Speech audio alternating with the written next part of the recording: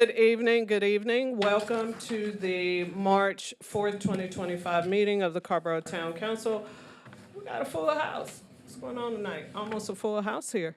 And with this almost full house, we are going to hear from our Carrboro Poet Laureate, Liza Wood Francis. Welcome, Liza.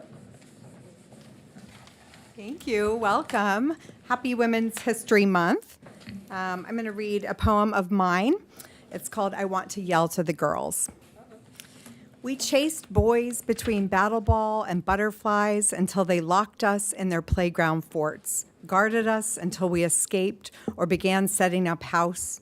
Call it schoolyard games, math, or king and queen skirmishes. It has always been girls versus boys. These curious boys are grown from mama's boy hugs, milk dud daycare, football soldiers, video game monsters, and sexting. They pray for girls to make them men. Arrogantly insecure girls who giggle like they're dolls, then slide up like cats against boy arms. They'll fight for the hiccuped voices of yesterday's playground guards and battle ball kings. This is all part of the princess stories they memorize. I want to yell to the girls to paint over the targets tattooed on their torsos with Gerber daisies and grow the splendid velocity of cheetahs to run from this game. In their dish towel dresses, they are strapped into a small aircraft held up by a band of dying blue butterflies. Their wings flap madly against weight, gravity, and their ultimate demise. All this, and still the girls sit back and talk to each other about the sunshine. Thank you. Thank you so much, Liza. Yes, a hand clap for Liza. She is just always on point for all occasions, and we appreciate her so much. So we have a few proclamations as well as a resolution.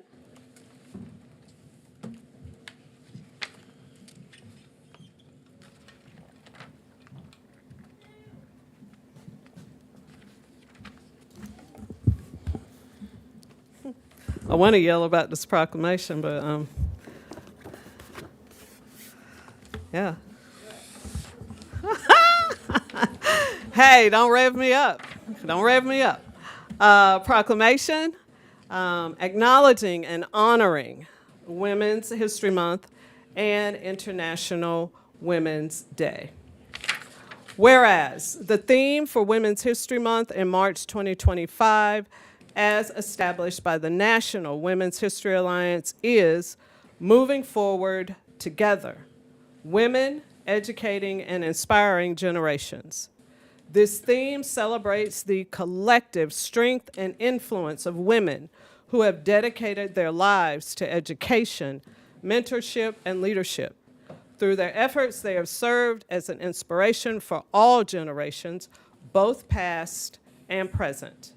And whereas the theme of the United Nations observance of International Women's Day on March 8, 2025 is Accelerate Action, which emphasizes the importance of taking swift and decisive steps to achieve gender equality. It calls for increased momentum and urgency in addressing the systemic barriers and biases that women face, both in personal and professional spheres. And whereas the history of International Women's Day and Women's History Month emerged from the labor and anti-war movements of the early 20th century with an emphasis on women's suffrage and workers' rights that later expanded to include equal pay and other fair labor practices, sexual and reproductive rights, and the prevention of gender-based violence. And whereas International Women's Day and Women's History Month offer a reminder that all attempts to subjugate women, erode women's rights, and promote and defend gender-based violence, whether in our homes, our workplaces, or our legislatures, must be resisted. And whereas these observances also offer an opportunity to celebrate the contributions that women of every race, every class, every ethnic background, and every gender identity have made to the social, cultural, and economic life of the community. And whereas women are serving in leadership roles throughout the town of Carrboro's organization, including town manager Patrice Toney, Assistant Town Manager Marie Parker, and several department heads. Town Manager Tony is the first African American woman to serve as town manager, stepping into the position in May 2024 after Marie Parker served as the interim town manager in 2023. Since the election of Alderman Mary Rigsby in 1971 and Mayor Ruth West in 1975, the people of Carrboro have been proudly electing women to local office, including currently serving yours truly, Mayor Barbara Foushee and Councilmember Brandy Haven O'Donnell. And whereas a great woman poet named Nikki Giovanni, I'm about to jump out of my shoes, once said, "Deal with yourself as an individual worthy of respect and make everyone else deal with you the same." Everyone else. Now, therefore, I, tone it down a little bit, Barbara M. Foushee, Mayor of the town of Carrboro, North Carolina, do hereby proclaim March 8th, 2025 to be International Women's Day in Carrboro and the month of March 2025 to be Women's History Month in Carrboro.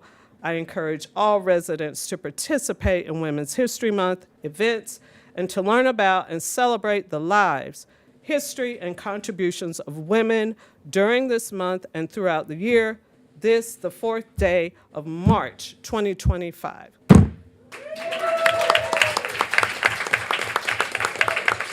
I would like to ask our town manager, Patrice Toney, to come up and accept this proclamation and offer a few words if she would like to.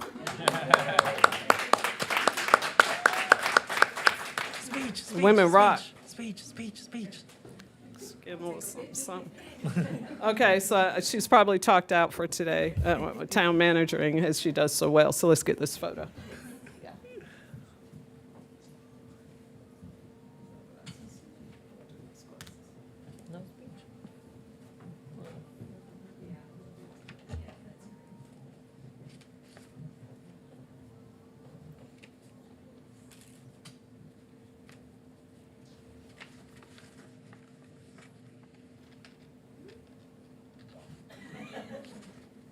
Put that one online. You would love that.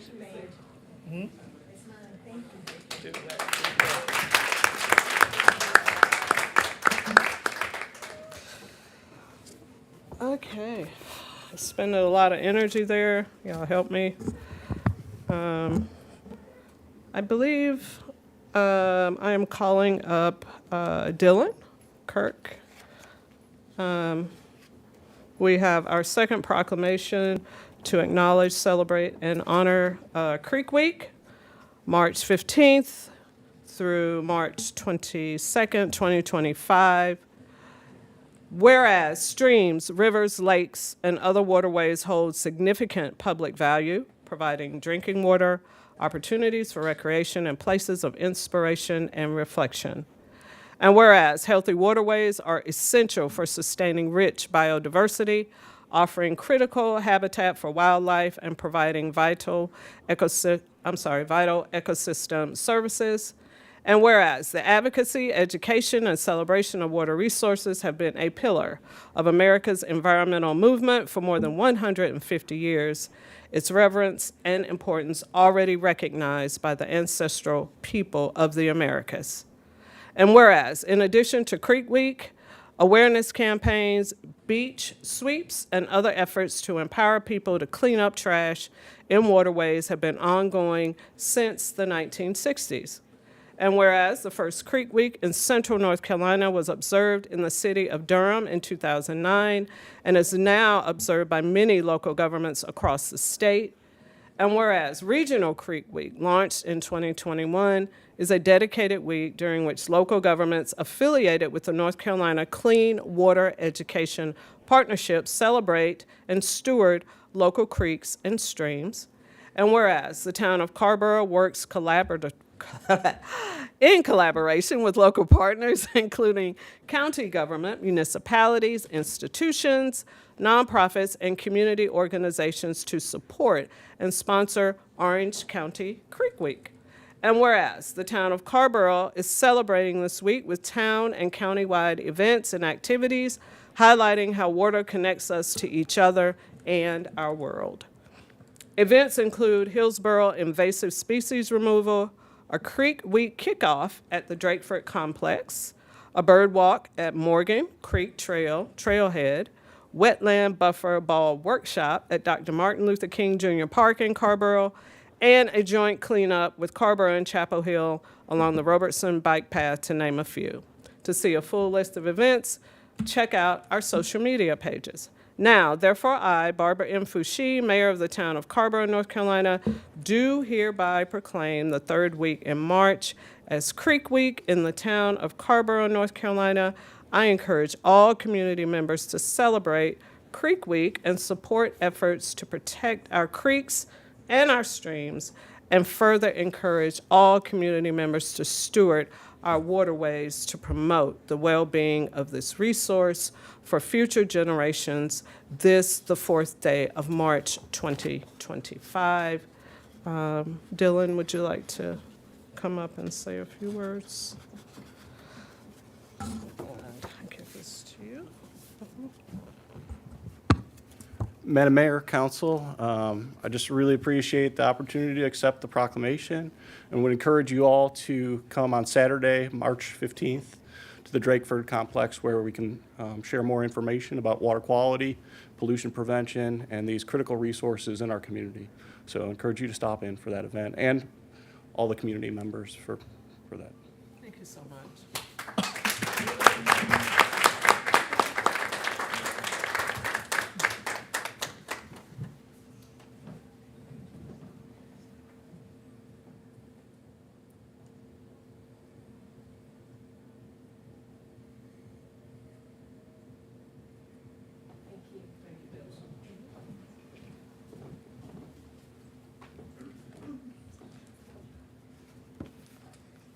I believe we have representatives from El Centro Hispano, and I would really appreciate it if you would come up and stand with me as I present this next proclamation in honor of Femicide Awareness and Women's History Month. Femicide Awareness. Whereas Women's Day is celebrated nationwide on March 8th each year, the observation started in 1909 to honor the movement for women's rights. And whereas Carrboro's Town Council looks forward to acknowledging International Women's Day with the greater community to highlight the achievements, struggles, and ongoing fight for gender equality, while recognizing that women still face systemic barriers and violence.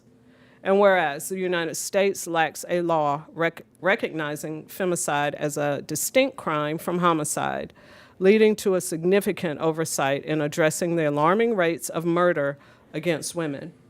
And whereas femicide in the United States claims the lives of more than 5 women daily, constituting 70% of the total deaths of women in high-income countries. Shockingly, the occurrence of physical abuse is identified in 79% of all femicide cases in North Carolina, making it a significant predictor of such incidents. And whereas on a global scale, the United States ranks 34th in intentional homicides of women with a rate of 2.6 murders per 100,000 women.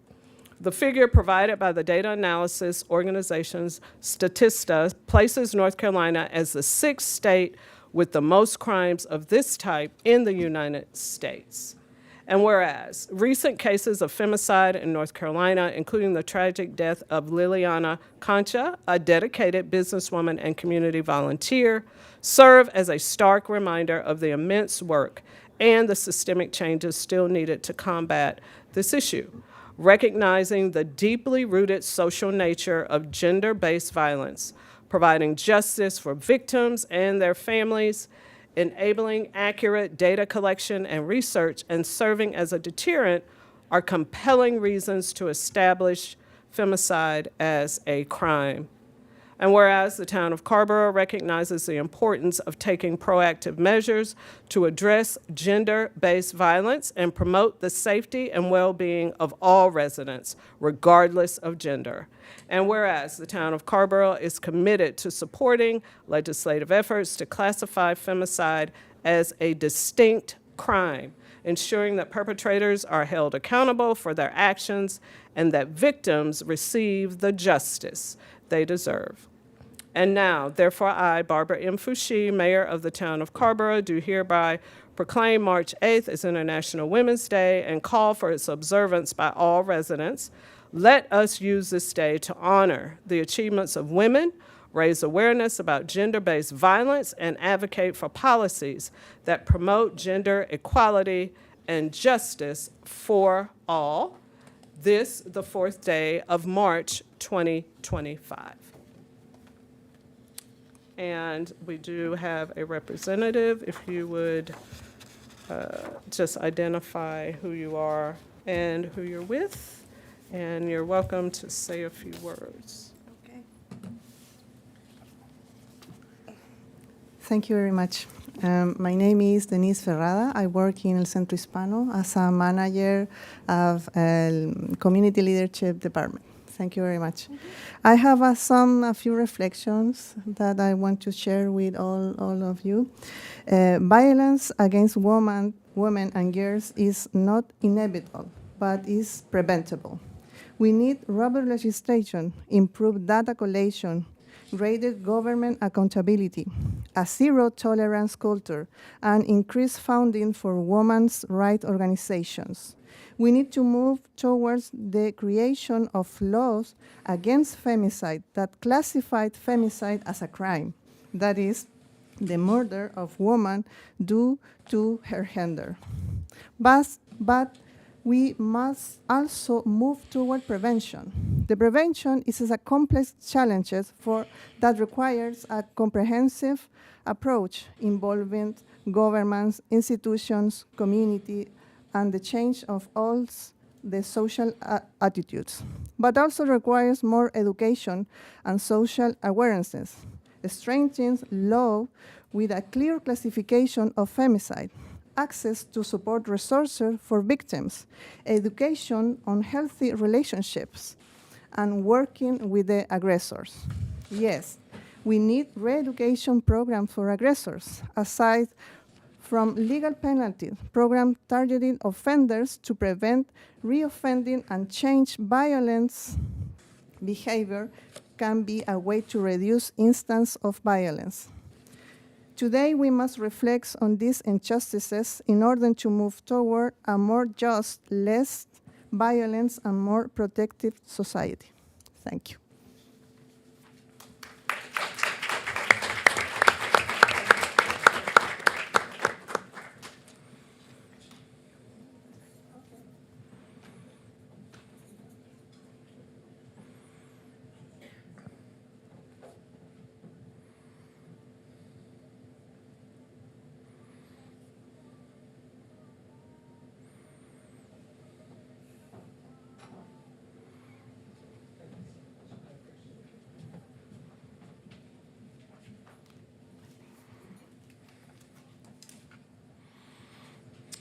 We do have a resolution tonight. I will now call up Councilmember Randy Haven O'Donnell or you want to do it from your seat? Can we turn the lectern around? Uh-huh, yeah, are you coming up? Sure. She will introduce the resolution.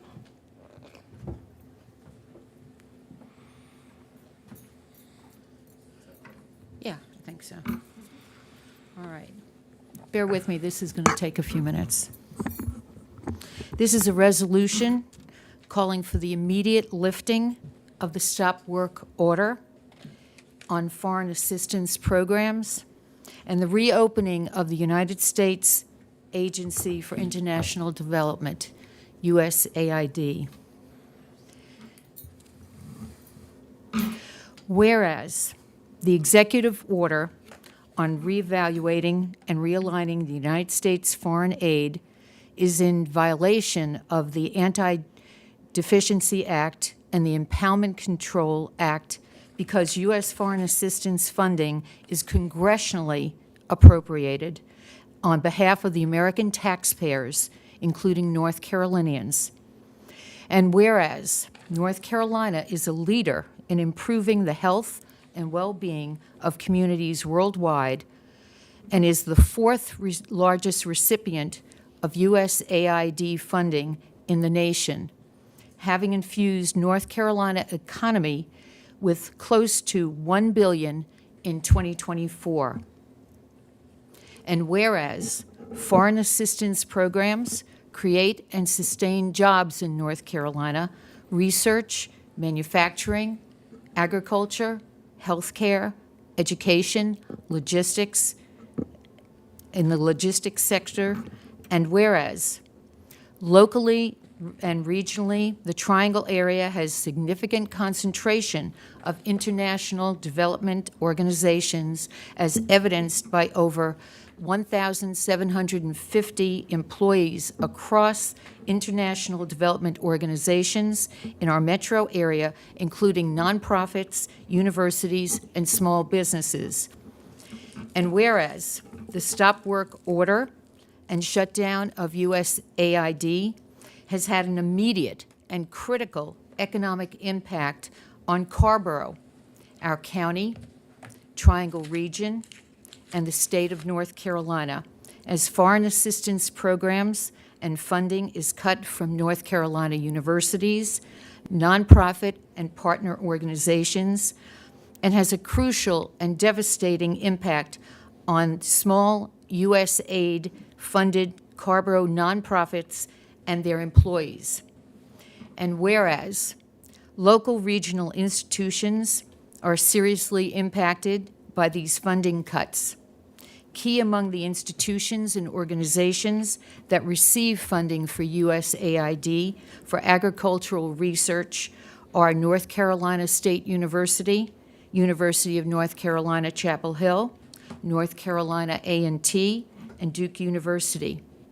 Nonprofits include FHI 360, RTI International, IntraHealth International, the Eleanor Crook Foundation, and 27 large-scale North Carolina farmers who fulfill direct orders for humanitarian food assistance and play a vital role in implementing U.S. foreign assistance programs that strengthen global health, security, economic development, humanitarian aid, and education.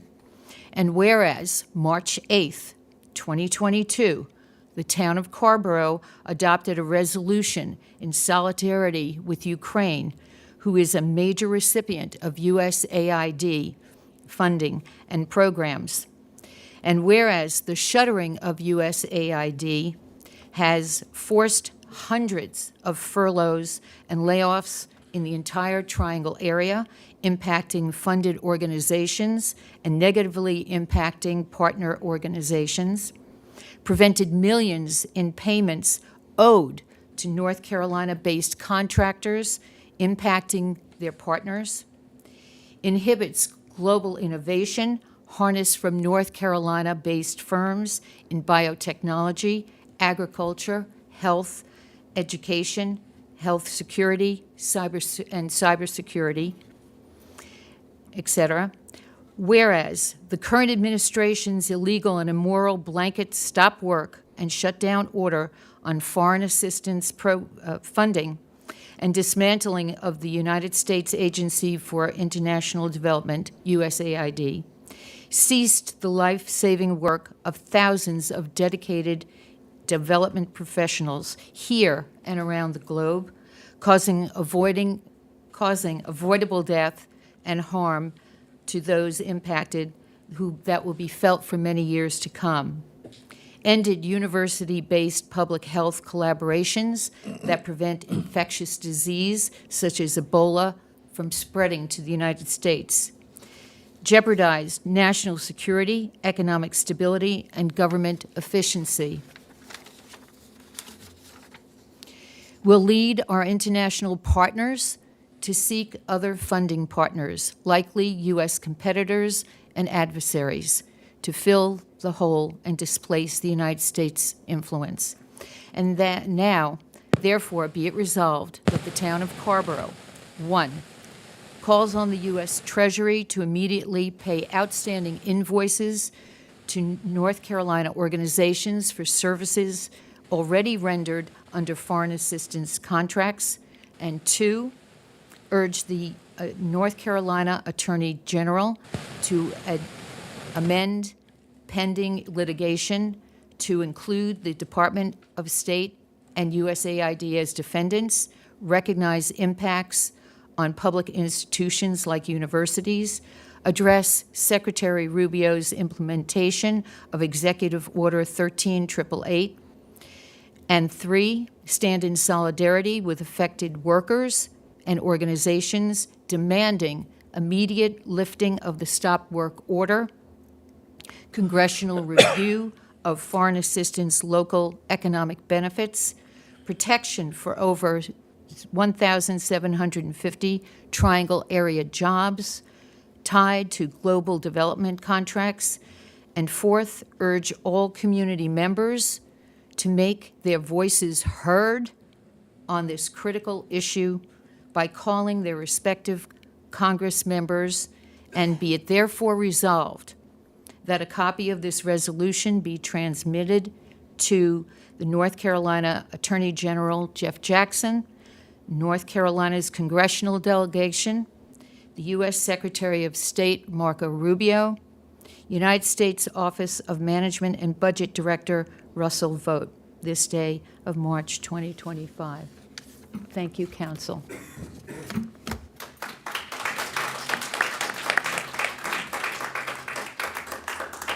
Thank you so much to Councilmember Randy Haven O'Donnell, who drafted this important resolution.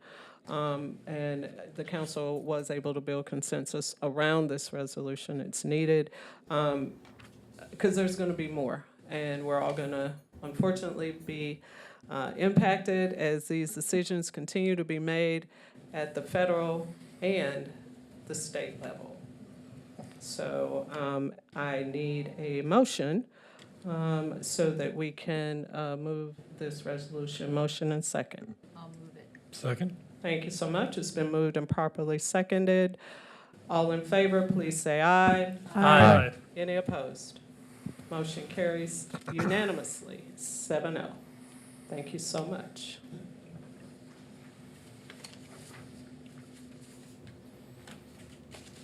We are down to the town manager's update. Town manager Tony. Good evening, Mayor and council members. Just one update. We have a new date for our grand opening of the Drakeford Library Complex. It will be held on Friday, March 21st at 11 o'clock a.m. Please come out and join us, Town of Carrboro with Orange County government to celebrate the official grand opening. But the library complex is open and people are using it, so we're really excited about this new facility in our Carrboro community. That's it, Mayor. Thank you so much, Town Manager Tony, for that update. We are now down to a public comment period. I do have one person who has signed up to speak. I have Brianna Clark, subject matter foreign aid resolution. You are welcome to come up and speak. In the interest of equity, the council is holding everyone to 3 minutes. As the timer counts down, we ask that you prepare to finish up your remarks and take your seat. I don't want to have to gavel, but that would be the next thing. And so welcome, Brianna, 3 minutes. Thank you so much. Thank you, Mayor and council members. Thank you for passing the resolution. I didn't know if I'd be speaking before or after, so this is wonderful. The first thing I would like to do, well, I'll introduce myself. I'm Brianna Clark-Schwelm. I'm the Executive Director of the North Carolina Global Health Alliance. I am not here alone. We have other members of the foreign aid community here in the room, and I'd like to invite them to stand.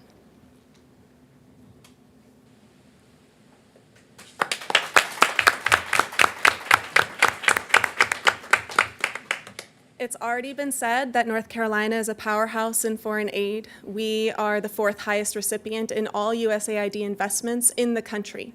So very few states can boast that, but this district alone, North Carolina's 4th district, is also the 4th highest, for lucky number, fourth highest recipient amongst districts in the country. So when we talk about that $1 billion that comes to North Carolina's economy every single year, we're actually talking about this area, this region, these people, and the institutions that support livelihoods here in Carrboro, here in the Greater Triangle area. At the end of January, after all of this began, over 300 people in North Carolina lost their jobs overnight. Some of those people are in this room. In the coming weeks, now that we know that more and more of the contracts coming from USAID to North Carolina institutions have been permanently canceled, we anticipate many thousands of jobs to be lost across the state. Here in the Triangle, but also elsewhere, we talked about farmers and academic institutions. This will have a ripple effect across the state, not only on the individuals who will start filing for unemployment, who will pull their children out of childcare, who will put their houses on the market, but then to other industries. All of these other industries that collaborate with these sectors, that partner with these institutions and receive funding and technical assistance and infrastructure support from these institutions that receive federal funding directly. The ripple effect across our state alone is going to be massive, and I'll be honest, I can't even begin to talk about the ripple effect that this will have around the world. Hundreds of millions of lives directly impacted by this decision overnight. We are seeing people waiting in line, people who are waiting in line for treatment who couldn't get it. These food that's rotting behind locked doors. We know that we have to make a stand, and I'm so grateful to you as local leaders for doing that for the citizens of Carrboro and for the citizens of North Carolina.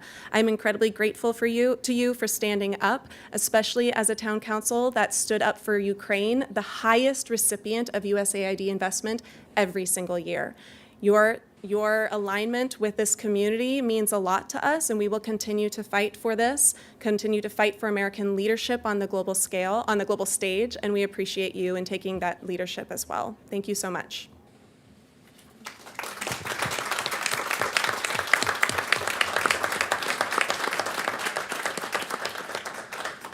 Thank you so much, Brianna, for those comments. And if there ever was a time for the spirit of our community to shine and come together, now is it.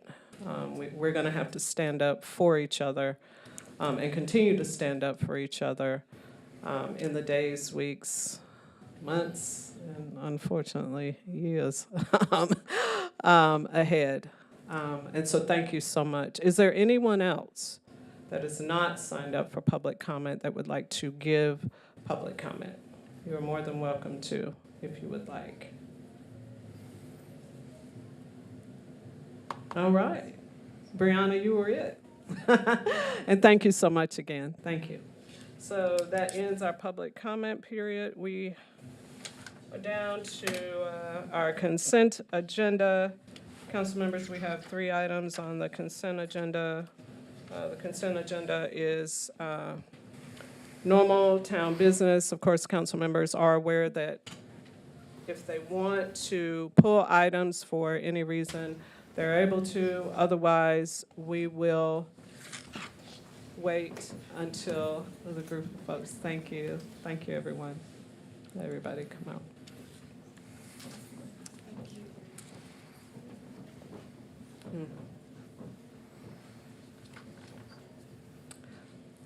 We can, if no items need to be pulled by council members, we can adopt these in a single motion. I'd like to move the consent agenda. Second. All right, it's been moved and properly seconded that we move items 1, 2, and 3 on consent. All in favor, please say aye. Aye. Any opposed? Motion carries 7-0.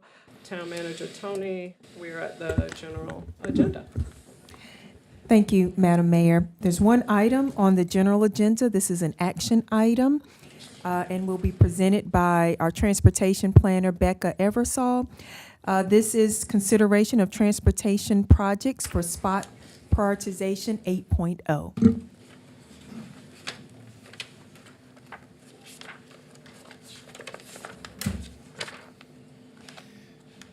Thank you, everyone. For those of you who do not know me, my name is Becca Eversole Robinson. I'm the town's transportation planner, and this is my first time presenting in front of everyone. And tonight we're going to be talking about SPOT. Now, the first question is, what is SPOT? SPOT, in a nutshell, is the prioritization method that North Carolina uses to select its transportation projects for what we call the STIP, which is the State Transportation Improvement Plan. And the reason why North Carolina uses this is to make programming of new projects more equitable. This is a program that began in 2013 with the Strategic Transportation Improvements Law. We are wrapping up the 7th round of SPOT, so that is generally called, we call that, I'm sorry? I was saying bless you to. Okay, we refer to that as P7. And the 8th round of SPOT, so P8, is about to begin. The mode categories for SPOT are aviation, highway, rail, transit, bike and ped, and ferry. Now, we don't have a lot of ferry projects here, so we're really here to talk mostly about highway and bike ped projects, especially bike ped projects. It's just some basics about how SPOT works. Each planning organization, these are MPOs, TPOs, RPOs, they submit projects on behalf of their region for scoring, as do divisions of NCDOT. Each of these organizations are given a set number of submittal slots for each mode. And the Triangle West Transportation Planning Organization, a lot of you might know them formally as DCHC MPO. They changed their name last month. Received 24 slots for P7, and we don't know if that number is going to be the same for P8, but for right now, we'll assume that it will be. I want to go over a couple of important terms that I'll be using a lot in this presentation. Carryover projects. These are projects that are currently programmed for funding in the latter half of the STIP, which is the last 5 years of the STIP. It's a 10-year program. And those projects are subject to reevaluation in the SPOT process. We do not require, the TPO does not require a submittal slot for those positions, for those projects. And there are also holding tank projects. These are projects that were submitted in the previous round, but were not programmed. And those projects would require a submittal slot. It would require one of those 24 slots. Funding categories. So we have 3 basic types of funding for SPOT. Statewide mobility is all one bucket. That's 40% of all of the money for new projects. It goes into that statewide mobility bucket. The DOT loves these buckets. If you ever go to a training, they literally have buckets. Regional impact. The state is split into 7 regions. The amount of money for each of these regions is based on the population in each of these regions, and it's usually 2 divisions paired together. Carrboro is in Region D, and we also have division needs. Regional and division are both 30% of the whole pot, and there are 14 divisions in NCDOT. Carrboro is in Division 7. So each of those divisions get an equal share of the funding. So this is something I could ramble about all day. I'm not going to. But basically how this works is your MPOs, your RPOs, and the divisions will submit projects. They submit it to the SPOT office. The SPOT office reviews the projects, and they give the projects a score. And as soon as that score is released, they immediately program statewide mobility projects, because those projects are 100% based on the quantitative score that comes from the SPOT office. And all the projects that are not funded in the statewide mobility category, and think about your big projects, your interstate projects, big airport projects, those all funnel down into the regional bucket. And the way the regional and the division needs work is that quantitative score is paired up with local input points. Those are points that are put on particular projects by the planning organizations and by the divisions. And with regional impact projects, it's a 70-30 split. So 70% of the score comes from the quantitative score, 30% of it comes from local input scores, from local input points, and that's 50-50. So 15% of it comes from your planning organization and 15% from your division, your NCDOT division. Works the same way with the division needs category. Everything trickles down that didn't get funded in the previous categories, but in that case, it's a 50-50 split. All right, so now that you know a little bit about, now that you've been, either know a little bit about SPOT or you've been, you have a refresher on how the process goes, we've had a lot of funding issues in these last 2 rounds of SPOT. Some of them are pretty obvious. We've had severe inflation in the last few years. We've had multiple natural disasters. P6 especially was affected by Hurricane Florence, and P7 was affected by Hurricane Helene. P6 happened right in the middle of the COVID lockdown, so gas tax revenue reduced. At the federal level, the federal tax rate has not increased with inflation, so we're getting less money from the feds. And just one other thing, it's more of a P6 issue. There was also a law that was struck down as unconstitutional called the MAP Act. And basically what you need to know about that is the result of that is that $250 million had to be paid out to property owners by the DOT. So another big hole in the funding in the DOT's finances.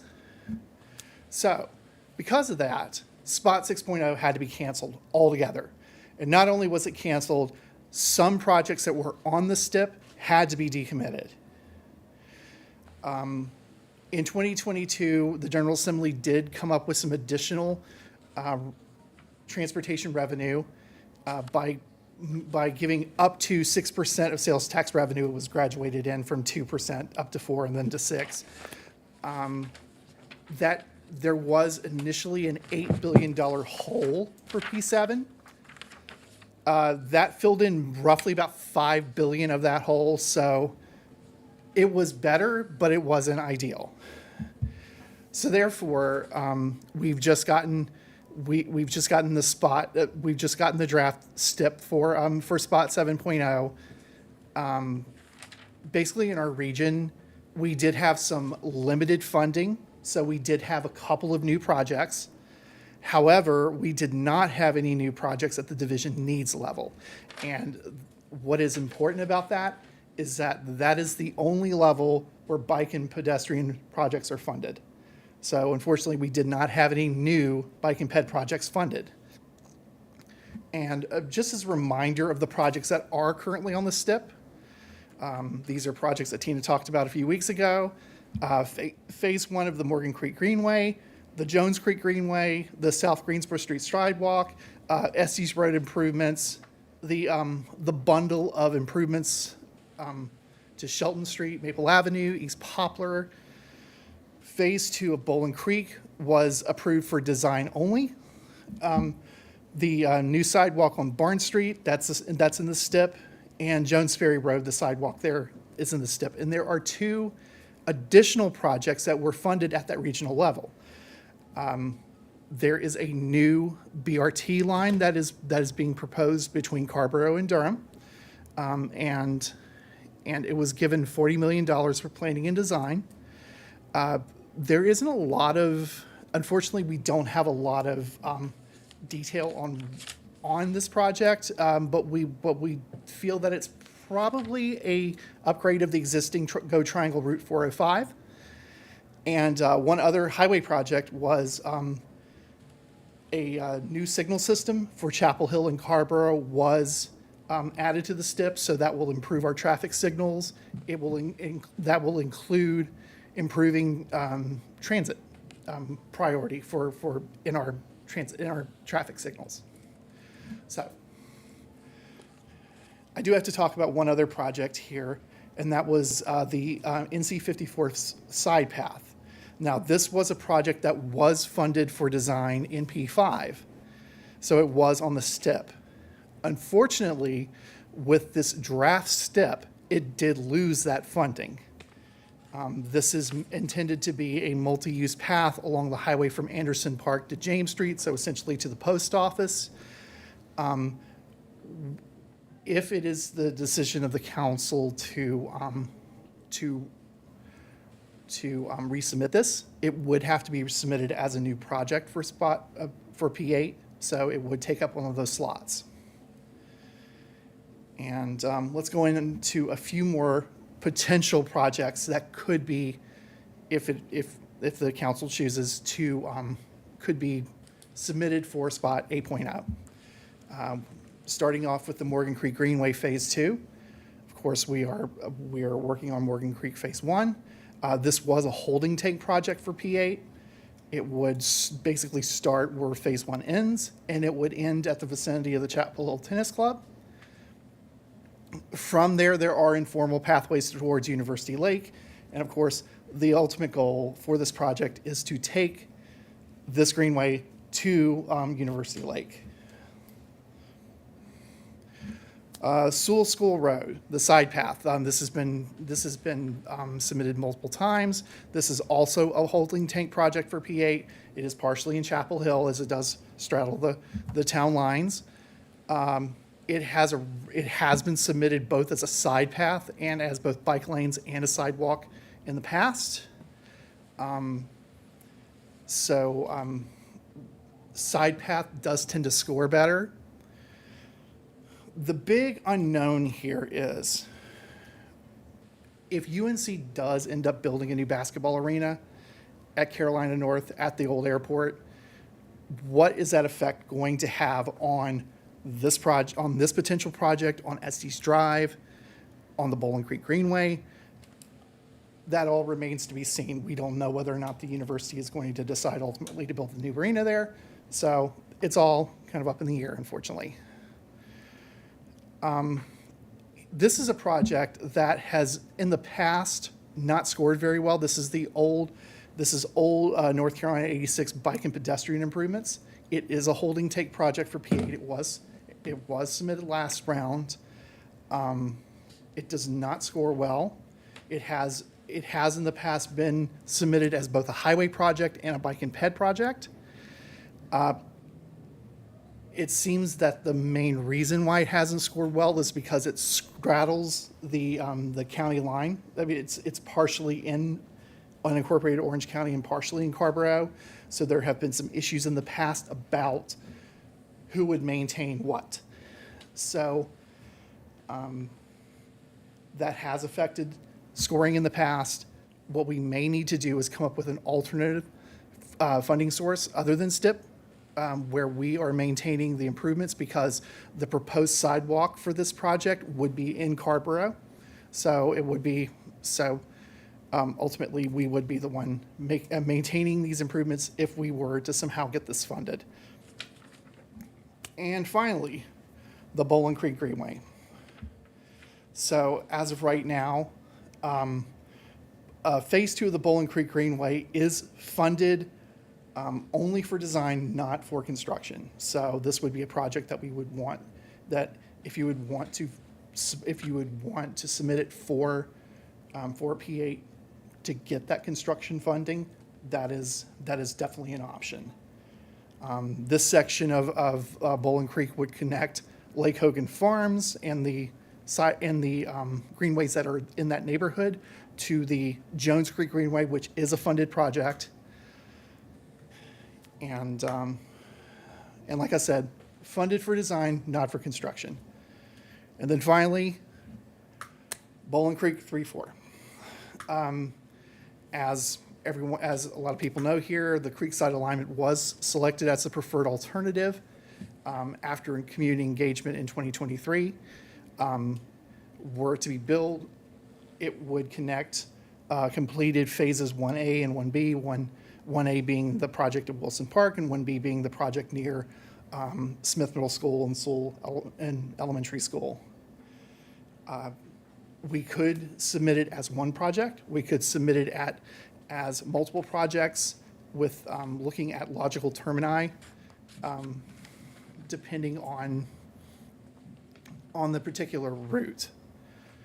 But this is a project that is not funded for design or for construction at this point. And just to give you an idea of the money that's involved here, and these, you have to take every figure I give you with a grain of salt because we constantly have issues with inflation, and we did use the P7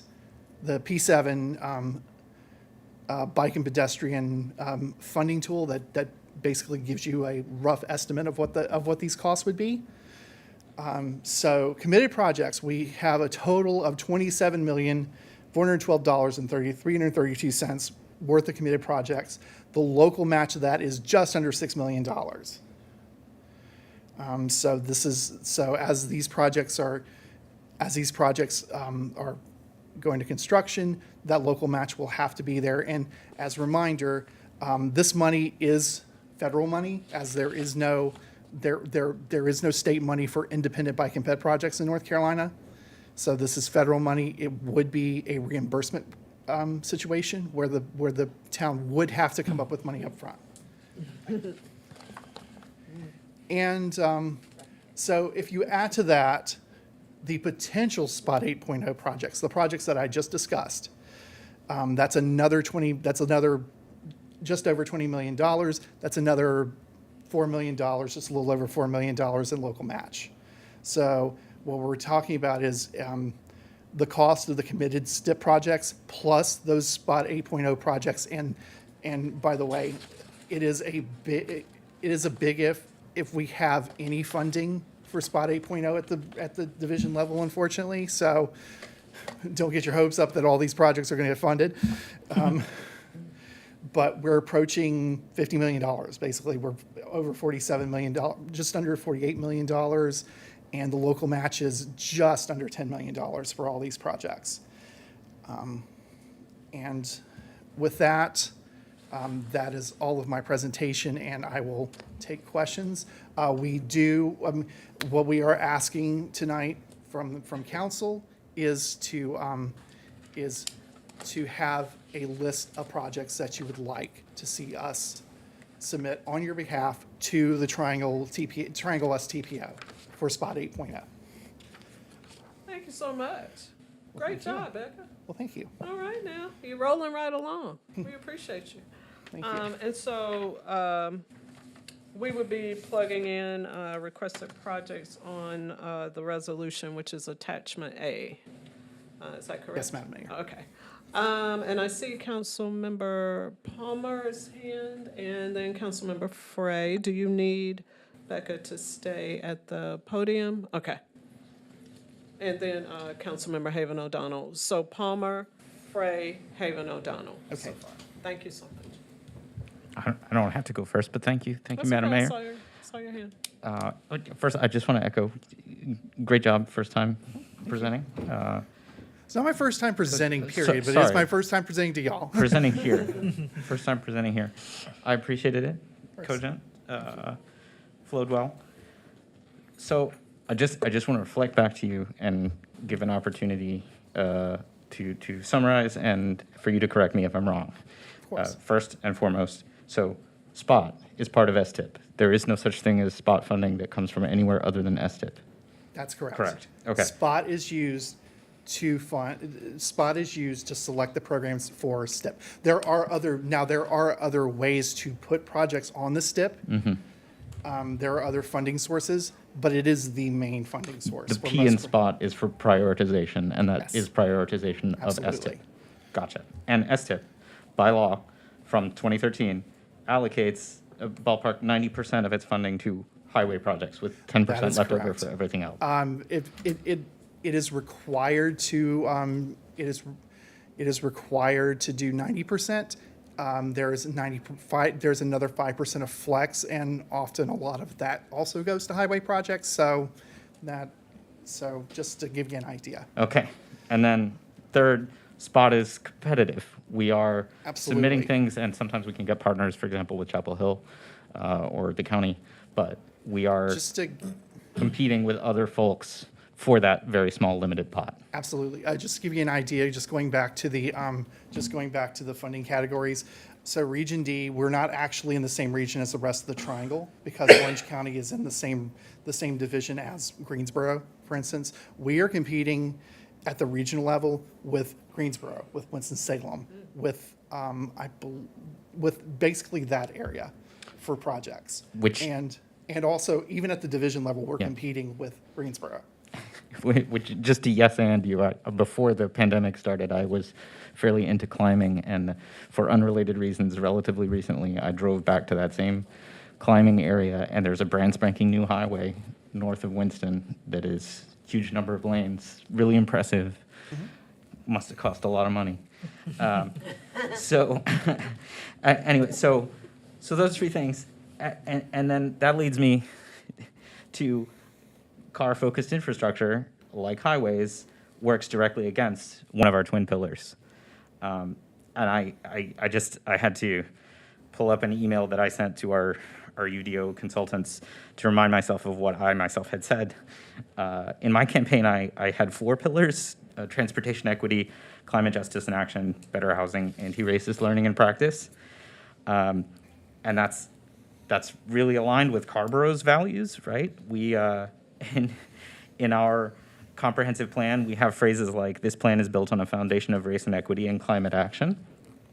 So with all of that, and with the fact that, as if folks go back to February 18th, that meeting, we learned, well, I learned, some of y'all may have already known, Express Design creates some funny money numbers with things. They take the multiple different alignments and they take the most expensive one, and that is the number. It can be true sometimes, definitely. Thanks. So we've got this Express Design, and we've also got on the slide, it had potential, it had everything, but since it's competitive, it's not going to be everything. It would be high. I mean, it would be highly unlikely, right? Like I said, we have not had funding at the division level for the last 2 rounds of SPOT, because we had no funding whatsoever for SPOT 6.0, nobody in the state, and we only had, and we were, and to be honest, we were actually lucky to have funding at the regional level. We were one of the few regions in the state that had funding. We did originally, we did originally think that we were getting funding at the division level, but cost overruns probably played a role in eliminating that, and of course recovery from Hurricane Helene. I would have just as a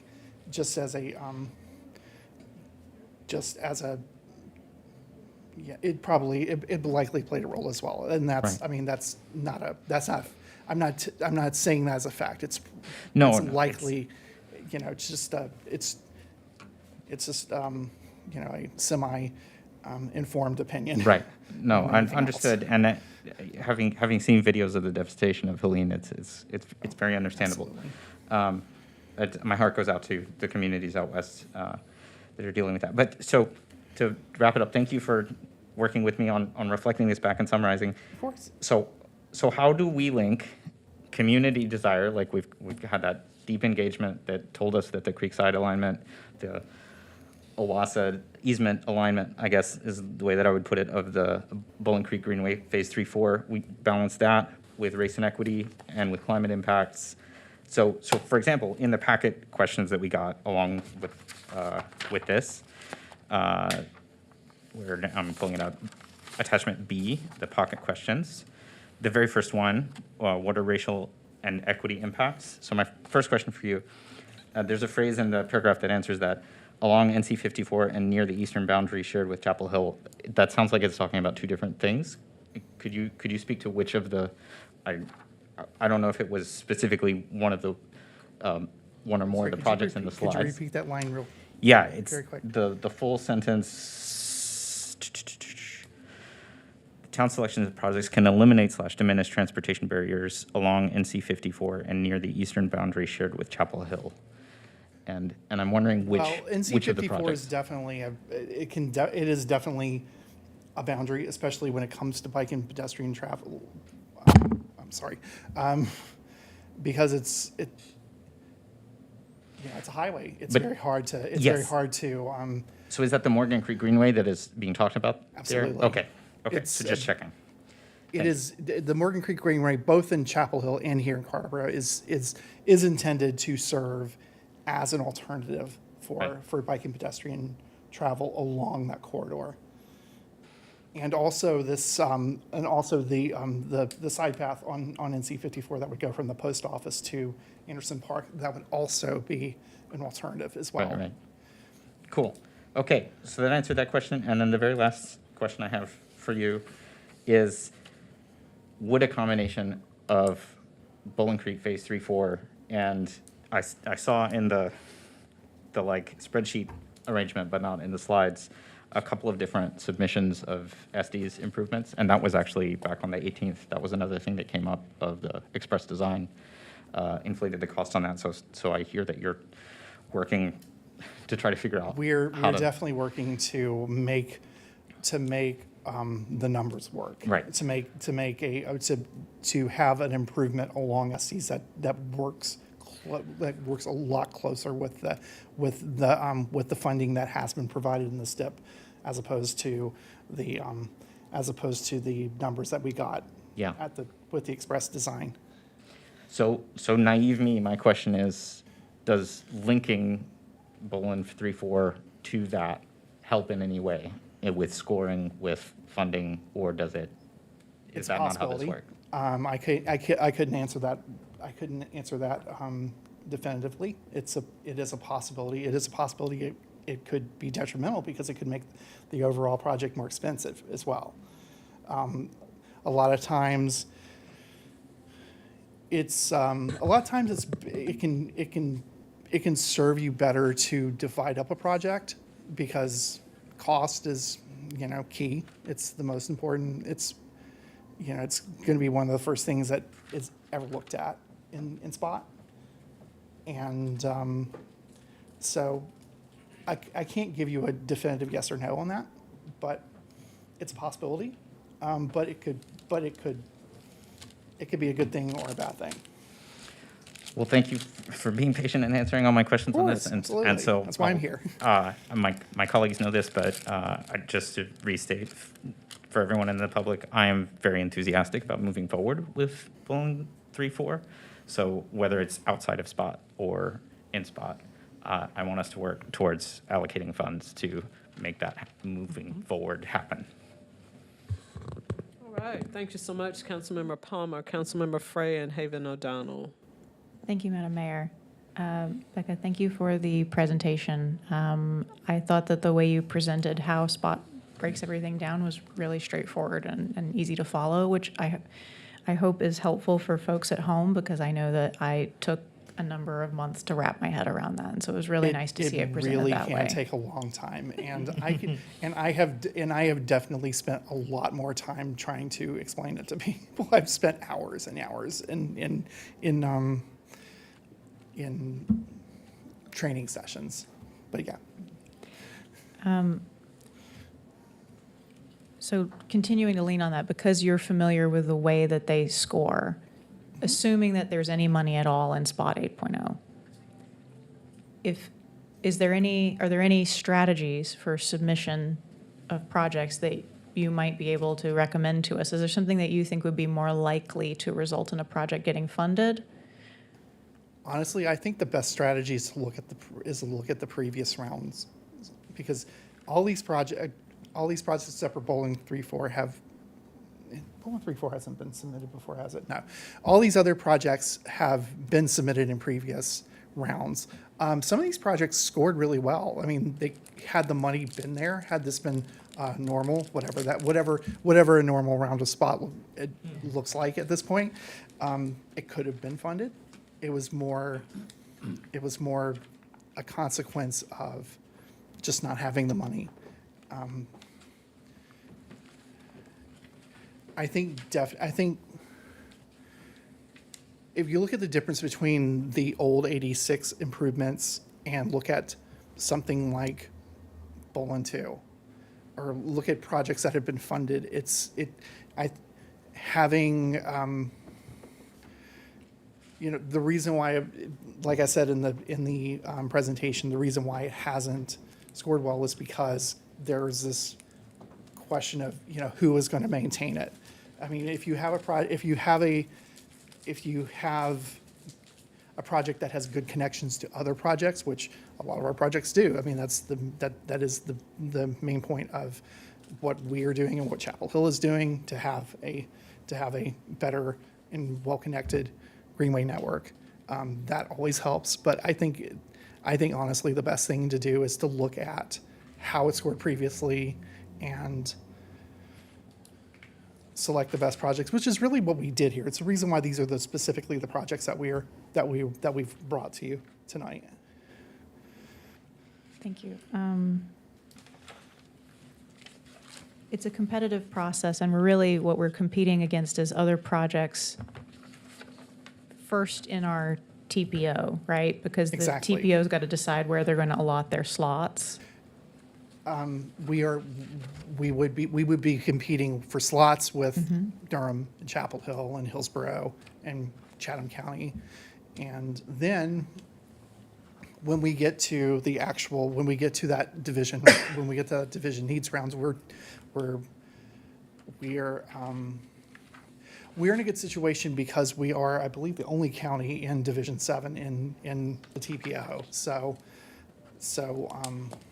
But we are still competing. We are still competing for local impact points from the division. We're competing with Greensboro for their bike and ped projects. So it is. So yeah, it's very, and this is I come from an RPO. I come from a rural planning organization, by the way. So that's the rural equivalent of the Triangle TPO. I come from that world, and bike and ped projects are nowhere near as competitive in that world as they are in this one. We have communities that are dedicated, that are Durham, Chapel Hill, Carrboro, Hillsborough. These are communities that are dedicated to improving bike and pedestrian access. So our bike and ped projects are very, there's a lot of competition for those 24 slots. Thanks. Do we know anything about projects that may be submitted by other jurisdictions going into that pool? In other words, do we know what our competition is by looking at projects that they, for instance, submitted in 7 that didn't get funded? I would assume that their strategy would be similar to ours, and that would be to take those projects that scored best and resubmit them and just submit them again and hope for the best and hope for there actually being money this time for those projects. So we do know we have the scoring of all the projects. We know what scored well in Durham. We know what scored well in Chapel Hill. We know what scored well in Hillsborough. How do the scorings for the projects that you recommended resubmitting compare to the scorings for projects that were submitted by other jurisdictions but weren't funded last time? I guess what I'm saying is if you were to take all the stuff that all of these jurisdictions might be thinking about resubmitting, where do we fall in that stack? We would be competitive with that. Most of these projects were these projects scored very well. Well, they scored well. Like I said, these are projects that had the money been there, had it been P5, had it been a more normal round of spot again, whatever normal it ends up being, it likely would have been funded. I can't tell you that for sure because that's alternate history. So, but it would likely have been funded. Got it. And last question for my education. Some of the projects are design focused, right? Funding for design only, for instance. Some of them are focused on construction. Does that impact the scoring? For instance, does a project for construction score better than a project for design? Or does a project that already has design completed score better? Oh, it absolutely, a project that has design complete absolutely scores better. Anytime you can take money off of you can put money on the table for a project, that always scores better. Like if a local municipality is willing to add funding to a project, that always improves the score. If anything that lessens the amount of money that DOT puts on, that from federal funds, of course, always helps. So yes, absolutely, it would help. Thank you so much. This has been really helpful for me. Well, thank you. Councilmember Haven O'Donnell and Mayor Pro Tem Now. This was a great set of materials. you. Set of materials. And even the layout in the agenda, because I have to tell you, I've seen this material for years and years. And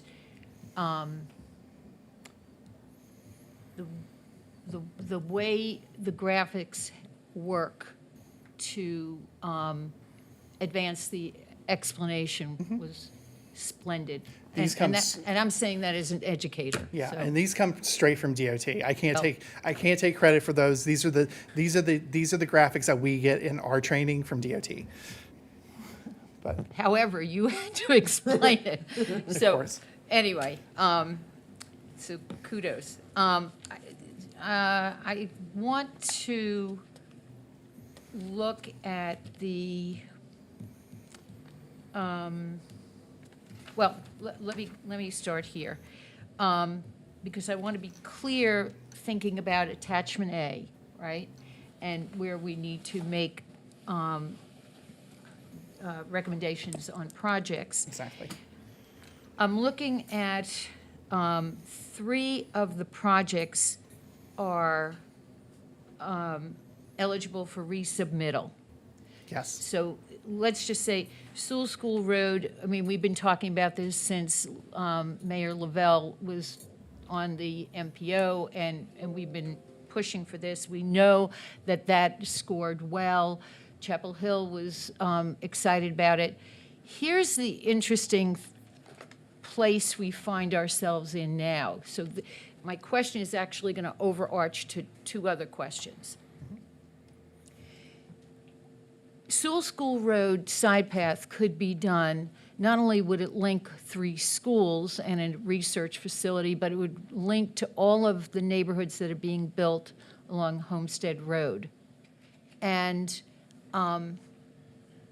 in the event, and this is where it kind of has a couple of different parts to it, in the event that Estes is redeveloped, which it will be, but I don't know which plan, but whichever plan it is, Estes will be redeveloped. So there's a natural corridor connection there. And the potential for the Smith Center to move. Don't those 2 factors help support the fact that there's, the infrastructure will be there? The existing infrastructure will be there for the Sewell School Road? I would have to say for the purposes of spot, it would be really hard to quantify that, and it's really hard to say this is something that could be there in the future or even will be there in the future. I mean, if it's a project in the STIP, it would be considered for as a factor in how a project scores, but it can be hard to quantify that in the way that, and I say that as somebody who has submitted projects into Spot Online, which is the computer program that is used to submit projects. It can be really hard to quantify that. It seems to me that one of the most shovel-ready projects is the Sewell School side path because of what it would connect on Homestead to what what's already there on Sewell School Road, and what one way or another, A, B, or C, will be Estes. So I'm putting that out there. that I personally support the Sewell School Road side path as a resubmittal. Additionally, I think the Morgan Creek Greenway is critical because it's of its import as a alternate bike and ped that has a connection to be made. And regarding the NC 54 James to Anderson, that corridor, without that side path being built, it is not only is it car dependent, but it's car dangerous. And most of our multifamily complexes are all along 54 and Fayetteville Road, and they do not have bike ped access to the park. And, that to me is a huge equity issue. It's just not safe. And I've biked it, I've walked it, and it's just not safe. So I think that that's critical for resubmission. And of course, I also support the Bolin Phase 2 because of its connection to Morris Grove. And hopefully the neighborhoods to be able to get up there. That was actually, Morris Grove got relocated. It really would have been where Twin Creeks Park was. So it would have been a neighborhood school, but as it's not, I think that that's a critical piece. On the question of 3 and 4, I think I think that not knowing exactly what's going to happen with Estes is critical.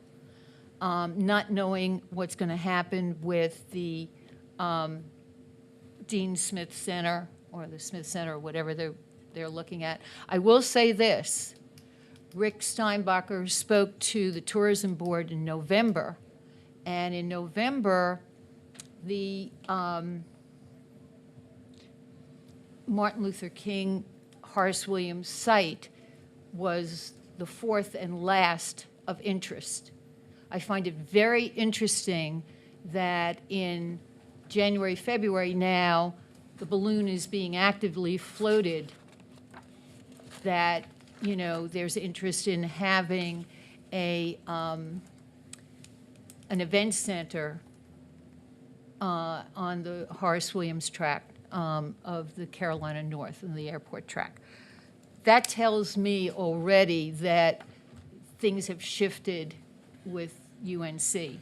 I'm also going to say, because it hasn't been said, but based on the Greenway walk, or the Estes walk that took place this last week in Chapel Hill is not planning to have the bowling greenway that's off of Umstead go under the tunnel. They're looking at 3 other alternatives. And I know why that is, because it's not, it's construction-wise, Estes is made of organic materials. It is not stable. So I get that. But that also tells me that, looking at 3 and 4 needs to come further down the road pragmatically, because we just don't know enough of what's going to happen. And why on earth would we spend a fortune in design until we know what's happening with Estes and with the Smith Center, which would change that area dramatically.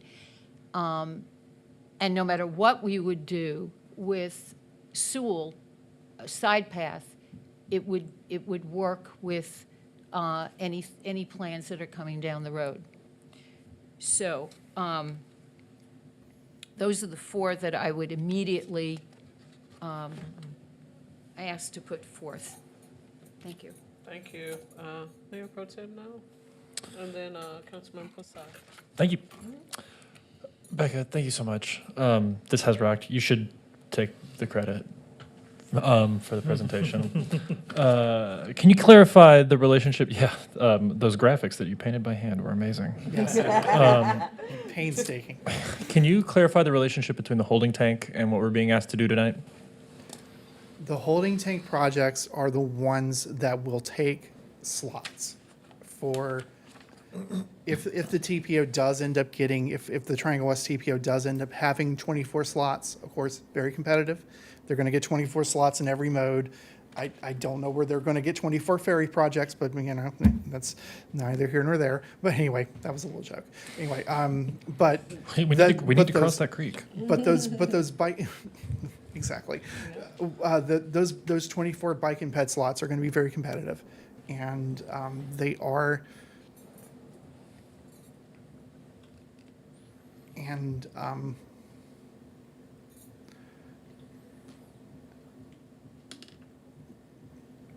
we're bringing this to the council, of course, to have the idea, to know for sure, what are your priorities? And, when we see this list of potential projects, which projects are the ones that you want us to fight for, because we have a seat at least at the TC, and you're on the board of the TPO. So the question is which ones do we fight? Which ones do we really want to push? Which ones do we want to push? All of them, but we want to get as many projects as we can. But we are in it's a competitive process. It's competitive all around, and yeah. So these 4 slots, as we have in attachment A, really are inclusive of the holding tank. We think a robust number for what is maybe feasible insofar as anything is feasible. We should get to about 4 total, including the holding tank. Is your judgment? If you would like to submit all the projects that we discussed, I mean, it's definitely something you could do. I'm not going to say all of them. Don't worry. And I think that we can work with. I had been under the impression that my primary lack of clarity was around the holding tank, which you've clarified. And, Exactly. I had one more. The TPO agenda from last time. The attachment with the Spot 8 timeline is for some reason no longer live. So I don't remember what the Spot 8 timeline was. I think it would be like early summer, maybe, or late summer we'd be submitting projects. Yes. And so that would put us on path for like spring scores back? Something like that? I believe so, yes. That's right. So some of these projects, I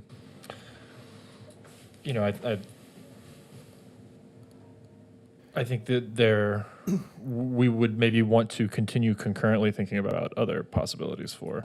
Is there the possibility, if we are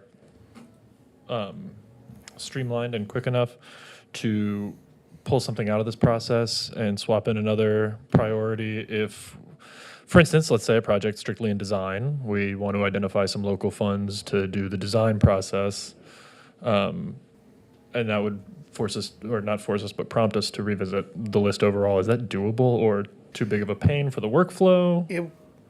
It's a possible. It depends. It really depends on ultimately when it comes to the submittal process, where it's the TPO's schedule. I mean, it's also DOT schedule, ultimately, but it's how they've really been looking to get the process started early, but they have given us a little bit of leeway. They've given us a little bit of leeway to maybe revisit something a little closer to submittal time, not too close, of course, but Yeah. But So I guess the where I'm going with this is projects that we pick here, we're going to need to really take our hands off for a year. We're going to need to let the magic work for a little while, and then Exactly. maybe revisit and see whether okay, great. Those are all my questions. Thank you so much, Becca. And ultimately, I mean, the thing that you do need to consider is that the money may not be there for these I'm kind of projects. assuming it's not going to be there for almost any of these. I mean, my personal so- assumption is we're going to pretty much strike out here. But I want to. That doesn't mean we shouldn't advance good projects. And Absolutely. So, yeah, I think I'll have some comments that I think we'll have some more to discuss about. But yeah, thank you. Those are all my questions. Okay. Thank you, Madam Mayor. And Becca, same great presentation. Thank you so much for all your work on this. As I'm thinking through and sitting here, I just have a quick question, and let me know if this is out of not able to answer now or have to get back to me. But you mentioned that if there is the town, for example, takes on a piece of the work, then that makes that project a lot more feasible, or at least score better. Did I get that right? It would. Okay. So Because you're ultimately reducing the amount of money that DOT is going to spend on the project. got more skin in the game, basically. Exactly. Okay. Exactly. So I'm looking at 3 and 4 for Bowling Creek, right? So should the town decide that in this upcoming budget season we want to pay for the design piece of it, and obviously, would that cause us we would have to get that design done before we can resubmit this and then it'd score better, correct? Not necessarily, but you could always wait until P9 to submit Bowling if you wanted to submit if you wanted to identify local funds to do design work for Bowling 3-4. You could always it would be highly unlikely that it wouldn't submitting it for spot 9.0 would not hamper the process, Okay. because it would be, it would take a while. I mean, it would be a pretty, getting the design work done would take probably the length of spot anyway, so. I imagine, thanks for that. I imagine it wouldn't be like an overnight thing. And on that line, and again, and I know it's not part of this presentation, but at some point I would, because while I do want to move forward with 3 and 4, I do think maybe we can explore as a town paying for that design to make this a little bit more of a easier process, or at least score better as we move forward. So I would like to, even if I'm in the minority here, would like to see some numbers about what might look It's like. funny you should ask that, because I have numbers. Let's go for it. Like I said, we used the Spot 7.0 bike and pedestrian tool to come up with a rough estimate, and again, 14 asterisks attached to all of this. The number we came up, the total design figure that we came up with was $1,375,000 for Bowling 3-4. Ultimately, this would be a just under $15 million project. It would be $14.8 million for construction and right-of-way and utilities. But the design figures are $1,375,000 according to that. Now, I can't guarantee that that's going to be the actual number, but yeah. Gotcha. Thanks for that. And look at that. We didn't have to wait for those numbers. Thanks for that. And then moving over to the slide that you have here, right? So am I understanding this correctly, that in that little airport spot that you're seeing, that's where there may or may not be an event space? All of the discussion I've seen in the press, it does seem like that old Horace Williams Airport might be the location. It does, like Councilmember Haven O'Donnell said, it does seem like the university might be putting up some trial balloons about that, which does it really does. It changes a lot. It does bring into a lot. It does raise a lot of questions on the projects that would be nearby. Educate me a little bit. How does it change everything?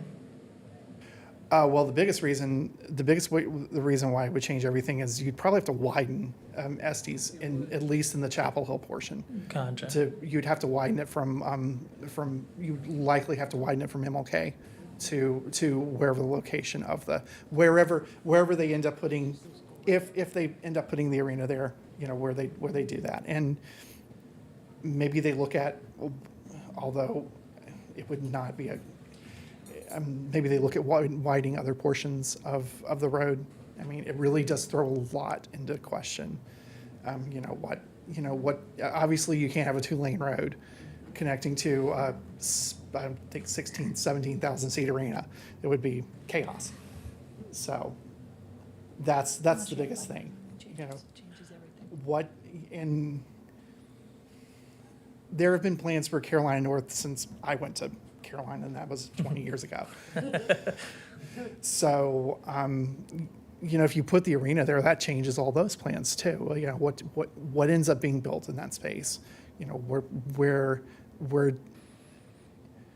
are the logical exits for that space? It may all change. So it just really does throw a lot into. It just does. It makes a lot of. It creates a lot of new questions. So on that piece, right, so I'm looking at the school road, wouldn't it make sense that that road would be impacted? So It's a possibility. any projects on there would maybe have to be scratched or changed if anything does move forward? It would be speculation on my part, but it's a possibility. It Yeah. could be an alternative. I mean, it could be used as an alternative road for access to a new arena. So, but again, speculation. Okay.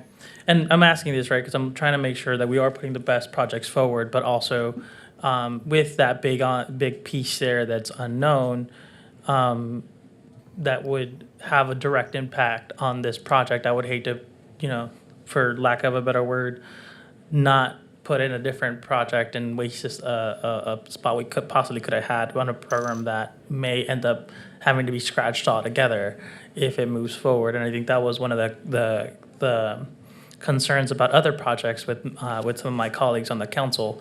So with that said, I would very much be in line with moving forward Morgan Creek, moving forward Bowling Creek Phase 2 construction. I would like to explore more what the town can do to add some more skin to add some different funding to support Bowling 3 and 4. I don't know if this is the right time to submit it, but I think we need to look at it as a council. I do like the 54 path.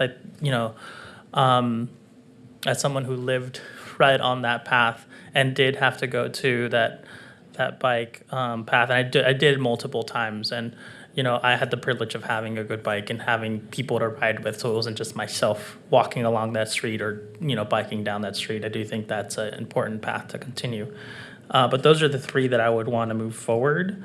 You don't have a fourth one, just those three? Those are the three I have at the moment.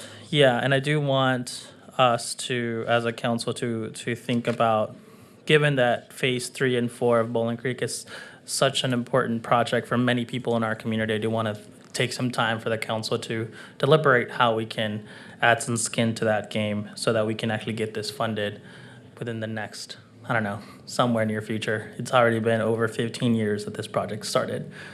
With that, Madam Mayor, I'll yield back my time.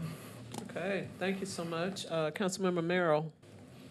I was hoping somebody else would ask all the questions I had, but alas. So I just have a handful of questions. I'll try to be quick about them. Just kind of thinking about the Smith Center. Do you know offhand if Estes and Sewell School are state DOT or are those local control? I'm pretty sure they're both state roads. Estes is certainly a state road. It would be surprising if Sewell School was not also a state road. That's what I thought, but I figured I'd double check. So just to kind of get a sense of what we might be in for there. So I was working off the list of priority projects here when I was kind of preparing for this. And I know some of these things had the RFF, the regional flexible funding. How does that interplay with the spot process? Like, what are those related, or are those? What's the relationship there? Yeah, I mean. Good evening, everyone. So great question. So as Becca mentioned, the spot process is the process that DOT uses for money that comes directly to them. Some money also goes to the different regional planning organizations. So it used to be that the MPO, or now TPO, had a series of call for projects for each source of funding. A few years ago, they decided to bundle that and do one call for projects. It used to be once a year, and then they would determine what was the best source of funding based on the project. And so they now do this. This will be we've had 2 calls, and then the third call was the one for 2 years. So we should have another call coming up potentially for FY28, and we could potentially ask for a project in that time as well. So for example, for 3-4, that might be another opportunity to seek that for funding, and to do it as kind of a 2-parter. So you do design first, and then you come back for construction second. And so I guess, is there any reason not to, so I mean, I guess in this kind of framework, there's the idea you could, submit for regional flexible funding for design, say that gets approved, we get a design in place, then we could submit it to spot. I mean, that would be one way to kind of handle that. That's certainly a strategy. And the other option, we provided 4 spaces on the resolution just to help focus the discussion. You can certainly, if you're uncertain, you could certainly submit 5 and see where the chips fall. And then if there's an opportunity to your question, council member, if there's an opportunity to come back and say, we've gotten some initial scores, do you want to adjust your selection? We're happy to bring those back to you and have that second cut. Okay, cool. That helped answer one of my other questions, was just the number of slots is optimal. Is there any reason not to just throw another one in the mix? And it sounds like it's worthwhile when we're talking about 3 and 4. It seems like there's no reason not to submit it to this. I mean, it hasn't been submitted to the spot level yet, only for the RFF funds, but it seems like it makes sense to resubmit for that as well. I mean, it seems like there's not a downside to, submitting for design on the RFF side, as well as just submitting the whole project on the spot process if it hasn't even been submitted before. I mean, is that? And just as just to let you know, when the TPO when they input these projects, what they usually do is they'll put them in, they'll play around with them, they'll change the alignment a little bit, they'll change the scope of the project to see what you get. A preliminary score. It's not a perfect measure of how a project's going to score, but you do get some idea of how the project will score. So that can be used to determine what projects are ultimately, like, those preliminary scores could be used to determine what projects are actually submitted. Right. Ultimately, because you can put in 100 projects into Spot Online, Right. but you can only submit the 24, Yeah. if that ends up being the number. Right. Okay. Yeah. So it seems like certainly we're not going to have you submit everything, but it seems like at this stage there's no reason not to add 3-4 to this list. Is there any downside to adding 3-4 to the list? Just see how it does. I mean, the worst thing that could happen is it's not selected for one of the submittal slots. And if we're doing the RFF as well, Yeah. then we're just kind Absolutely. of covering the bases. All right. Can I build on that just a little bit?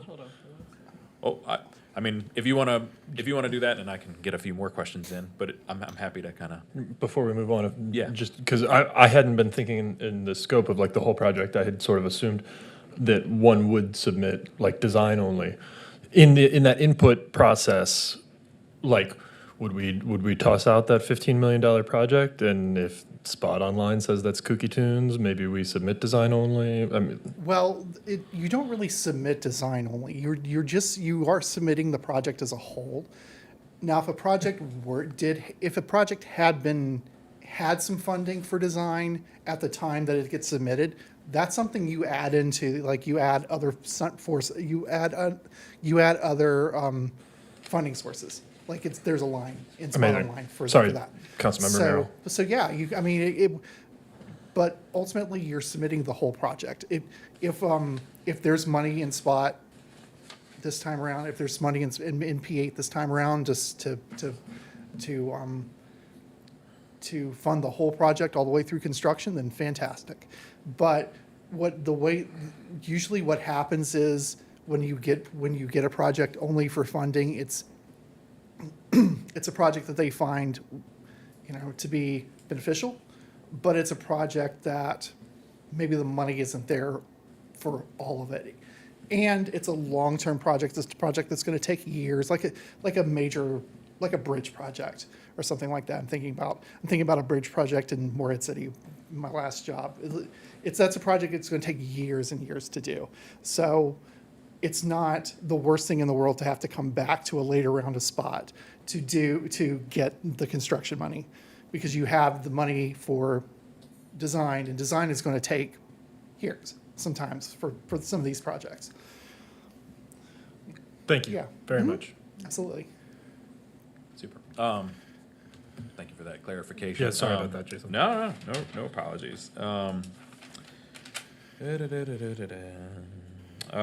So some of the other projects on that list of priority projects that weren't kind of part of this, North Greensboro Street corridor from Weaver Street to Shelton Street pedestrian improvements. I think we talked about having plans in place for possibly restriping or whatever. So there's not really any, that's still underway. We don't really need to submit this through that. That's just kind of on this list of general projects, not necessarily spot specific. Is that correct? Yeah. Well, a I see Tina nodding, so. restriping project is always the best time to do that is when a street is being resurfaced. Totally. But yeah, I just wanted to make sure we were keeping that high on our priority list and kind of doing whatever we could on our end, and it didn't need to kind of jump. There through are all these easier hoops. ways to fund a project like that than going through the spot process, which can be laborious. Right, totally, get it. And I guess similar question for the East Main Poplar. Again, I think we saw information about that in the previous presentation, so it sounds like that's still on track. That's not really kind of. It is fun. No need to jump through these hoops. It's a funded project. Okay, cool. And then I guess, are there any other kind of pots of money out there theoretically that we should be submitting some of these higher priority projects to try and get some of these dollars for, if we wanted to take on local design, that, are there grants or other things out there, safe routes to school I'm thinking of, or, things like that? Sometimes it can be hard for a project like this, that's a larger scale project, it can be hard to find grant money to cover things like that, but we're always looking for new ways to find money. We are going to be talking, we're not going to be talking about this project specifically, but in the future, but we'll be bringing a potential grant opportunity to the council in the coming weeks. It's a Safe Streets for All grant. We'll be discussing that like in 2 weeks. That's great. Yeah. So it As just of seems right like, now. any place that we can kind of build up some dollars, kind of get some design done, get this head start without having to pay for it out of taxes would be great. I think that's all my questions for now. Thank you. And yeah, again, great presentation. Sorry. Thank you. Thank you. Thank you. Thank you, Councilmember Merrill. Councilmember Haven O'Donnell had a comment or two. Yeah, Becca, would you go to the slide that shows 3 and 4? Of course. A moment. Now,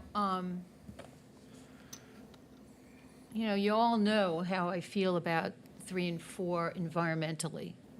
I'm not making the environmental argument here because that should be obvious, that that corridor is a protected environmental riparian buffer. The reason I'm mentioning that up front is that in 2008, 2009, the UNC Leadership Council, of which Mayor Chilton, myself, and Dan Coleman were part of, we secured the protection, the environmental protection of Carolina North in Carrboro for 50 years. The agreement also designated that Carolina North on the east side of Stool School Road would be eligible for development. And that's why it's eligible for development for the Smith Center. It's also that the it would be more than just the airstrip footprint. At least that's what I'm hearing from the UNC folks. I wanted you to put this up because Sewell School Road, the Sewell School Road side path would, the majority of which would be on the west side, which is in Carrboro. It would not be on the Chapel Hill side, which means it is immediately accessible to Carolina North. Now, the high school is directly north of where it says Smith Middle School and Smith Soccer, okay? It makes perfect sense, reasonably, pragmatically, in this time when we're going to have to be looking at austerity budgeting, to submit the Sewell School side path, because not only does it connect the 3 schools, the research center, and the high school, but it is direct as opposed to a circuitous route through the forest. Additionally,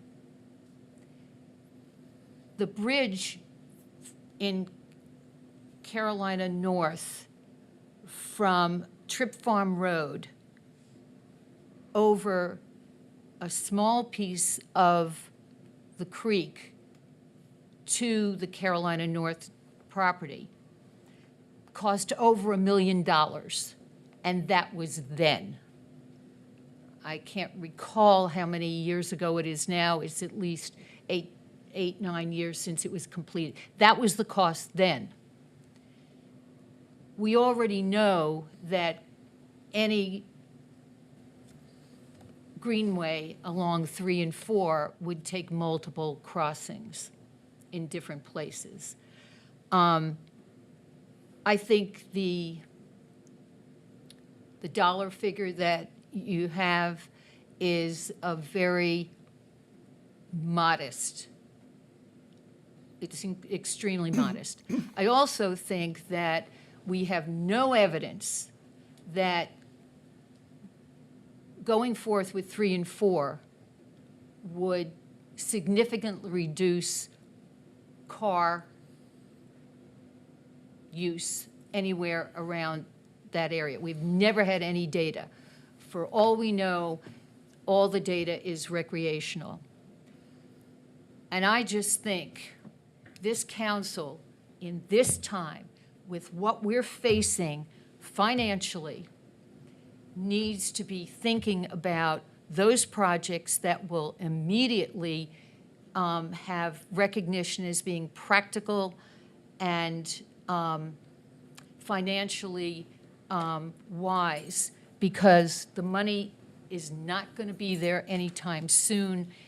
And I personally could not see us committing money to something that may or may not ever be achieved. Thank you, Councilmember Haven O'Donnell. I see a question from Councilmember Fraser. Mayor Pro Tem now has his hand up. Or a comment. I think it is a comment. Of this set, in addition to the phases 2 through 4, Morgan Creek Greenway Phase 2 is definitely on the list for me. The other one that I really wish we could see would be the Estes Drive bike lanes and sidewalks. In other words, what I'm talking about here are all of our projects that help connect Carrboro to Chapel Hill's Greenway network, because they have a bigger budget shovel and they have a commitment to do anywhere to anywhere greenways. And so any projects that we can do to hook onto their system have a magnified benefit for residents.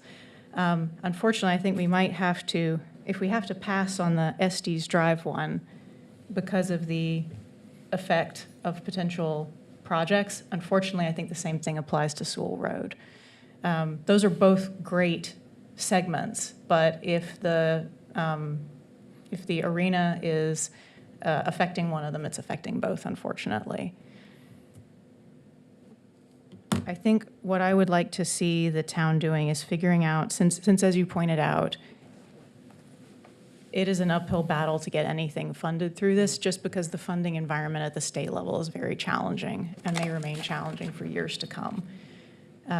These are priorities, these safe transportation priorities, whether that's for recreation or for commuting or for school, matter enormously to Carrboro residents. And so I'd like to see us as a town figuring out how to put these projects onto parallel tracks so that instead of submitting it and waiting a year to see if it comes around, I'd like to see us submitting these projects for any source of funding that we can line up. And I would really appreciate help from the staff to figure out where Carrboro could best invest in making these projects more attractive. So I'd like to see us, obviously we have to work through our budget process for this, but where I'm hoping that we will go is to submit project 3 and 4 with the design funding on the table from the town to help make that project more attractive. It seems like if it hasn't been submitted before, we definitely should, but we could also help by putting some skin in the game. I understand where Councilmember Haven O'Donnell is coming from, having committed 15 years to preventing this project from happening. For all of the reasons that you've laid out, I understand your position, but I feel like it's really important for the town that we do in fact attempt to make this happen. Not that SPOT is going to do the trick, but we're going to need to find many ways, not just one way. And so, Councilmember Frey, I heard Bowling Creek 2 through 4, Morgan Creek Greenway, the parallel funding. Did you give another project as we try to build The some other one that consensus is about- close, that I think really makes sense is Estes to Greensboro town limits. But I'm open to my colleagues' opinions on this. If we need to scrap, I would like to clarify, we Oh, do please. have funding for SEs. The issue right now is making the funding work, but it is a funded project on the STIP. so it doesn't need a slot? It doesn't need a slot. Okay, that's good It news. is currently on the STIP. Okay. And it actually did increase, we did get more funding. I think we just about doubled our funding for SEs, but it's still. It's still estimating much higher than the funding we've got. It's still an issue of making that money work, but it is a funded project. There is money in the STIP for that project. Thank you for breaking in there. Of I course, appreciate that. Of course. Okay. Yes, those 3. Got it. I think I was waiting for Mayor Pro Tem now. Yeah, thank you, Mayor. Do you happen to have like Spot 7 figures for other projects, or were you just anticipating some interest in Bowling Creek 3 and 4 particularly? Like, would you be able to back of the envelope the side path, for instance? Have we looked? I have the. I mean, we have. I guess we have the submitted them. scores. Yeah, so we have we- the scores from last time, Yeah. but I don't have them with me right at the moment. But I can say that these are the. Not the scores, the funding particularly. I Okay. guess if we're teasing out sort of like the likelihood and investment responsibility between the projects, I mean, it strikes me as they're probably relatively comparable. But I mean, the side path seems like a massive investment.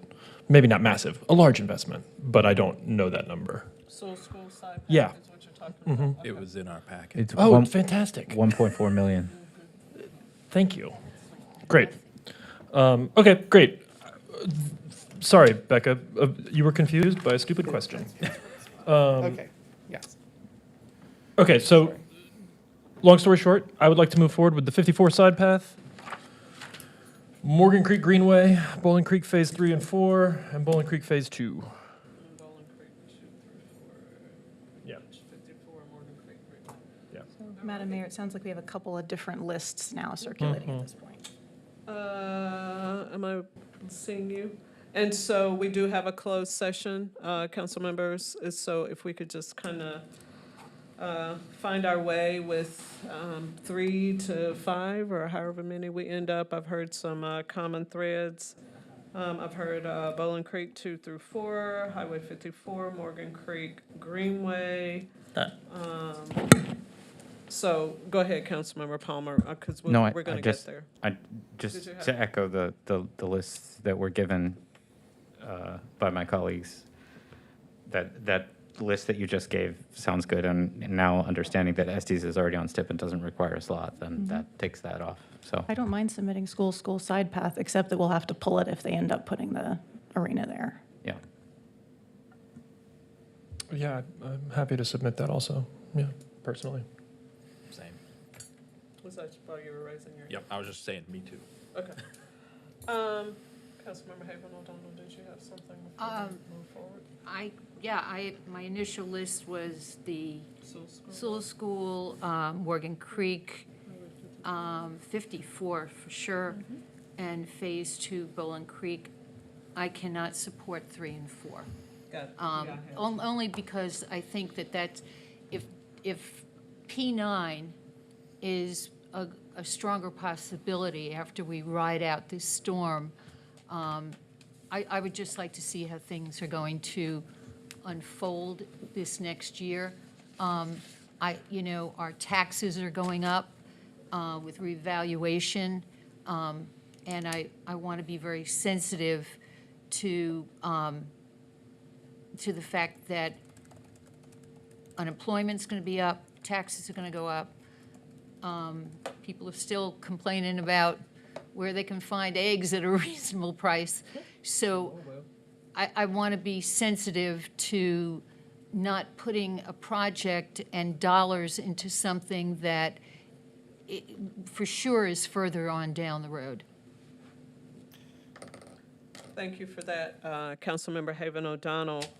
What I have is consensus around Highway 54, Bowling Creek, Greenway, phases 2 through 4. Morgan Creek, Greenway, did I say that? You did. No, I did. Highway 54, Morgan Creek, Greenway, Bowling Creek 2 through 4 for sure. Well, I'm saying 2 through 4 because most council members were in favor of Bowling Creek 2 and then 3 and 4. I just put it together. Right, 2 different projects. I just combined that. Sorry, that's my fault. So that's 3. Are we wanting to add anything else? Those were the 3 that just kind of broadly. Yep, I got that one. 54 Morgan Creek. So Bowling Creek 2 and 3 and 4, that's, So it's for, Okay, So so that's I'm two putting it different together, projects. Mr. Yeah. Right, Mr. Jones. 2, Bowling Creek 2, 3 and 4, Highway 54, the side path, and Morgan Creek Greenway are the ones that I'm hearing most commonly amongst council members. That is And we 4. can't get agreement about Sewell? I want to be clear. I got you for Sewell. I would and- support Sewell. Okay, so there's. Yeah, Sewell. I think we had several people who were okay with Sewell. Yeah, so let's go ahead and add Sewell to the list. Do you have a comment? I have a Councilmember? question about NC 54, because that's the one that doesn't score as well, right? And I think it sounds like 54 is the one that was funded in P5. It wasn't funded in P5. And then lost design funding in P7. Yep. Oh, slide 9, I think. That's right. It was highway, it was I'm the sorry, it was Highway 86. It was that a Highway not. 86. Thank you. Yep. Never mind, I'm right with you now. This is the Anderson Park. Yes. Yeah. Yep. Good. Would anyone want to submit that old 86? I mean, I know it's probably not going to score well, but I think we should pursue other funding Fair. mechanisms. right, it is complicated with the county and everything. And Okay, cool. particularly, I think, since it's been submitted as a highway and as a bike ped, Right. I mean, we've really been trying that every which way. Yep, all right. So we have 5. Madam Mayor, I'm willing to make a motion whenever you're ready. Yeah, with those, we'll make sure what they are. Sewell School Road, Bowling Creek 2, Bowling Creek 3 and 4, Highway 54, and Morgan Creek Greenway is what I have. So we're gonna go with 5. You want to go with 5?